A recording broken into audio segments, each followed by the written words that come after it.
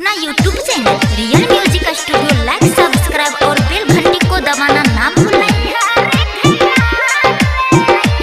Sonu mobile repairing and video mixing centre Maa Durga चौक कदमाहा। हमारे यहाँ शादी विवाह का वीडियो उचित मूल्य बनाया जाता है। Proper mister Sonu Kumar Sahni. Mobile number 9693082938।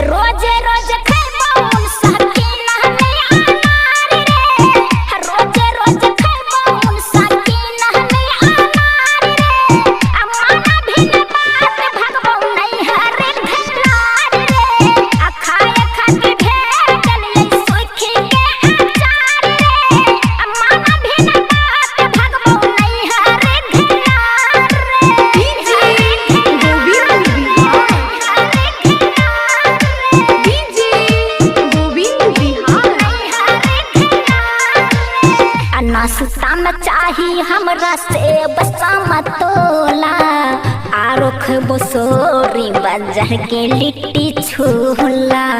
आरोख बसोरी बाजार के लिट्टी छोला रे।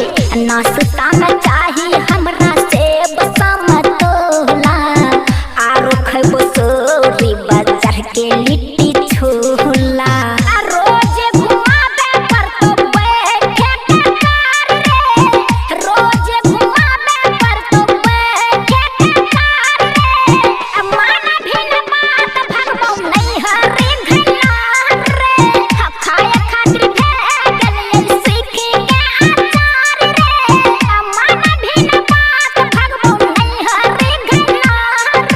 सोनी mobile repairing and video mixing centre Maa Durga चौक कदमाहा। हमारे यहाँ शादी विवाह का वीडियो उचित मूल्य बनाया जाता है। Proper mister Sonu Kumar Sahni. Mobile number 9693082938। छूते पैन गल जैते हमर 72 चाम।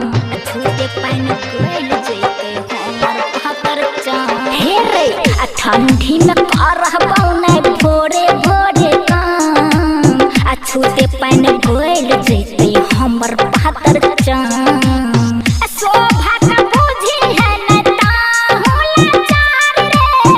शोभा का बुझी है न ताहुला चार रे। मन भी न बात भगबौ नहीं हरे घनार रे।